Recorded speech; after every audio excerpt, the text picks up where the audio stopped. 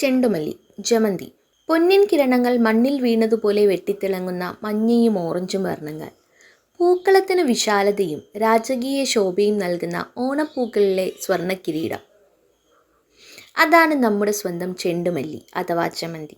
10 നാളത്തെ കാത്തിരിപ്പിനൊടുവിൽ കാത്തിരിക്കുന്ന ആ പുണ്യദിനം കടന്നു വരുമ്പോൾ മഹാബലി തമ്പുരാൻ തൻ്റെ പ്രിയപ്പെട്ട പ്രജകളെ കാണാൻ ഭൂമിയിലേക്ക് എഴുന്നള്ളുന്ന തിരുവോണം പിറക്കുമ്പോൾ പൂക്കളത്തെ ഉത്സവ പ്രതീതിയാൽ സമ്പന്നമാക്കാൻ കടന്നു വരുന്നത് ചെണ്ടുമല്ലിയാണ്.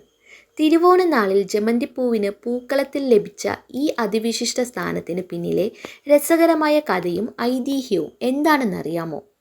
പൊന്നോണത്തിൻ്റെ പ്രൗഢിയും വസന്തവും നിറഞ്ഞ ആ മനോഹരമായ ഐതിഹ്യത്തിലേക്ക് നമുക്ക് കടക്കാം. ചിങ്ങമാസത്തിലെ ഏറ്റവും തിളക്കമുള്ള മലയാളി ഹൃദയത്തോട് ചേർത്ത് വെച്ച പുണ്യദിനമാണ് തിരുവോണം. പ്രഭോ, അങ്ങയെ സ്വീകരിക്കാൻ ഞങ്ങൾ ഒരുങ്ങിയിരിക്കുന്നു എന്ന് ഓരോ മലയാളിയും വിളിച്ചോതുന്ന സുദിനം. ഈ തിരുവോണ നാളിലെ അതിവിശാലമായ പൂക്കളത്തിൽ പ്രകാശഗോപുരം പോലെ തിളങ്ങി നിൽക്കുന്നത് ചെണ്ടുമല്ലിയാണ്. മുൻ ദിവസങ്ങളിലെ ചെറിയ നാടൻ പൂക്കളിൽ തുടങ്ങി 10ാം നാളിൽ തിരുവോണ പൂക്കളത്തിന് പരമാവധി വ്യാപ്തിയും ഭംഗിയും നൽകാൻ ജമന്തി ഇതളുകൾക്ക് സാധിക്കുന്നു. ഓറഞ്ചും മഞ്ഞയും നിറങ്ങളിൽ തിളങ്ങുന്ന ജമന്തിപ്പൂക്കൾ പൂക്കളത്തിൽ വിതറുമ്പോൾ തറവാടുമുറ്റത്ത് ഒരു പൊൻപ്രഭ തന്നെ ഉദിച്ചുയർന്നതായി അനുഭവപ്പെടും. ചെണ്ടുമല്ലിപ്പൂവും മഹാബലി തമ്പുരാന്റെ വരവും തമ്മിൽ ബന്ധിപ്പിക്കുന്ന മനോഹരമായ ഒരു നാടോടി കഥയുണ്ട്. തിരുവോണ നാളിൻ്റെ പ്രഭാതത്തിൽ പാതാളത്തിൽ നിന്ന് ഭൂമിയിലേക്ക് കടന്നു വന്ന മാവേലി തമ്പുരാൻ തൻ്റെ പ്രജകളുടെ വീടുകളിലെ പൂക്കളങ്ങൾ കാണാൻ ഇറങ്ങിത്തിരിച്ചു.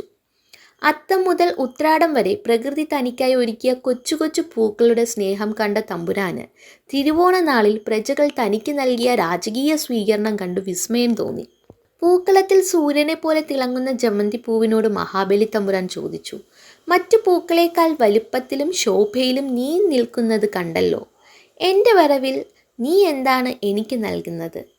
ചെണ്ടുമല്ലിപ്പൂവ് പ്രണാമത്തോടെ പറഞ്ഞു, പ്രഭോ, അങ്ങയുടെ ഭരണകാലം ഐശ്വര്യത്തിൻ്റെയും സമൃദ്ധിയുടെയും പൊൻകാലമായിരുന്നു. അങ്ങയുടെ കിരീടത്തിൻ്റെ തിളക്കവും അങ്ങ് നൽകിയ സമൃദ്ധിയുടെ ശോഭയുമാണ് ഞങ്ങളുടെ ഈ മഞ്ഞയും ഓറഞ്ചും നിറങ്ങൾ. തിരുവോണ നാളിൽ അങ്ങയെ സ്വീകരിക്കാൻ ഈ മണ്ണിൻ്റെ സമൃദ്ധിയുടെ പ്രതീകമായി ഞങ്ങൾ വിരിഞ്ഞു നിൽക്കുന്നു. ചെണ്ടുമല്ലിയുടെ ഈ സന്ദേശം കേട്ട് മഹാബലി തമ്പുരാൻ അത്യധികം പ്രസന്നനായി അനുഗ്രഹിച്ചു. എൻ്റെ വരവിൻ്റെ പുണ്യദിനമായ തിരുവോണത്തിൽ പ്രജകളുടെ വീടുകളിൽ സമൃദ്ധിയുടെയും സന്തോഷത്തിൻ്റെയും പ്രതീകമായി നീ അവരുടെ പൂക്കളത്തിൻ്റെ മധ്യത്തിൽ രാജാവായി ശോഭിക്കും. അങ്ങനെയാണ് തിരുവോണ നാളിൽ ചെണ്ടുമല്ലിപ്പൂവിന് പൂക്കളത്തിൽ അതിവിശിഷ്ട സ്ഥാനം ലഭിച്ചത്. ചെണ്ടുമല്ലി അഥവാ ജമന്തി കേവലം അലങ്കാരപ്പൂവ് മാത്രമല്ല, കാർഷിക സംസ്കാരവുമായി അടുത്ത ബന്ധമുള്ള ഒരു സസ്യം കൂടിയാണ്.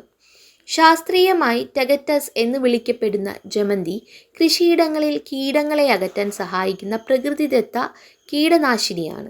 ജമന്തിയുടെ വേരുകളിൽ നിന്നുള്ള ചില രാസഘടനകൾ മണ്ണിലെ ദോഷകരമായ കീടങ്ങളെ ഇല്ലാതാക്കുന്നു. അതുകൊണ്ട് തന്നെ പഴമക്കാർ പച്ചക്കറി കൃഷികൾക്കൊപ്പം ജമന്തിയും നട്ടുവളർത്തിയിരുന്നു. തൻ്റെ പ്രജകൾ കൃഷിയിലും ജീവിതത്തിലും ഐശ്വര്യത്തോടെ ഇരിക്കുന്നുവോ എന്ന് നോക്കാനെത്തുന്ന മാവേലി തമ്പുരാന് നൽകാൻ പറ്റിയ കാർഷിക സമൃദ്ധിയുടെ മനോഹരമായ അടയാളമാണ് ഈ പൂവ്. തിരുവോണം എന്നത് പൂക്കളത്തിൽ മാത്രം ഒതുങ്ങുന്ന ഒന്നല്ല, മലയാളിയുടെ ഒരുമയുടെയും വലിയ ആഘോഷങ്ങളുടെയും നാളാണ്. മാവേലി മണ്ണിലേക്ക് എഴുന്നള്ളുന്ന ഈ നാളിൽ കുടുംബാംഗങ്ങളെയെല്ലാം ഒത്തുചേർന്ന് ഓണസദ്യ ഉണ്ണുകയും ഊഞ്ഞാലാടുകയും ചെയ്യുന്നു. ഈ സന്തോഷത്തിൽ പൂക്കളത്തിന് കൂടുതൽ നിറവും വിസ്തൃതിയും നൽകാൻ ചെണ്ടുമല്ലി നമ്മെ സഹായിക്കുന്നു. മഞ്ഞയും ഓറഞ്ചും നിറങ്ങൾ മനുഷ്യ മനസ്സിൽ സന്തോഷവും പോസിറ്റീവ് എനർജിയും നിറയ്ക്കുന്നു എന്നാണ് സങ്കല്പം.